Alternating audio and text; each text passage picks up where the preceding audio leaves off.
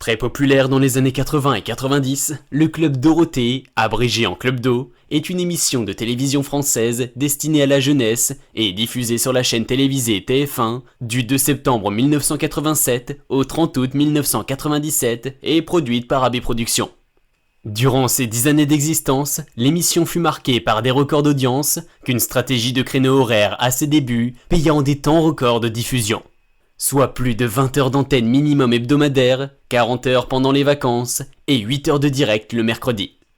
Or, cette émission s'alliant insuffisamment à un budget restreint, les animateurs durent énormément improviser dans les moments d'antenne, ce qui donna bien souvent lieu à une ambiance insolite, partagée de rires et parfois de maladresse sur le plateau, mais qui en firent rapidement la marque de l'émission. Véritable machine de guerre, le Club Dorothée s'envole dans les années 90. Mais sa popularité n'empêche pas d'être sujette à de nombreuses polémiques qui furent prêtées par certains mouvements politiques, auxquels des mouvements associatifs relayeront avec exaspération la banalisation de la violence de certains dessins animés. En effet, présentée et centrée sur l'animatrice vedette Dorothée, dès sa création et en l'absence d'une main-d'œuvre nationale sur ce support, l'émission fait des séries animées sa force avec l'acquisition d'un stock important de dessins animés en provenance du Japon.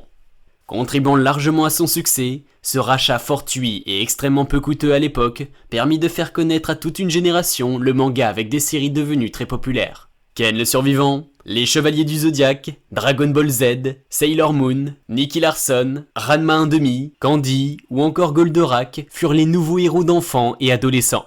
Mais la loi 1990 sur les quotas de diffusion voit réduire les œuvres étrangères au jeune public qui se passionne pour les mangas et feront durablement de la France le deuxième plus gros consommateur pour ce genre de lecture. Pour mettre en avant les créations françaises, la société AB lance alors la production de sitcoms à succès tels que Salut les musclés, Premier baiser, Hélène et les garçons, Le miel et les abeilles, Les filles d'à côté. Constituée d'un nombre important de rubriques diverses et variées, l'émission monopolise près de 30 heures d'antenne. Mais le déclin arrivant à partir de 95, le Club Dorothée voit sa grille de programme diminuer au fil du temps, malgré une audience toujours en tête, jusqu'à disparaître à la date effective, le 31 août 97.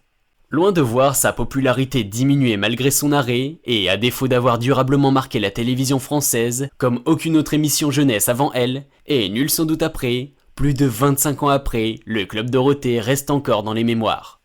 De ce constat, il est fort à parier que les générations 90 continueront à en parler chez celles qui ne l'auront pas connu, comme un souvenir dont la flamme entretenue ne s'éteint pas.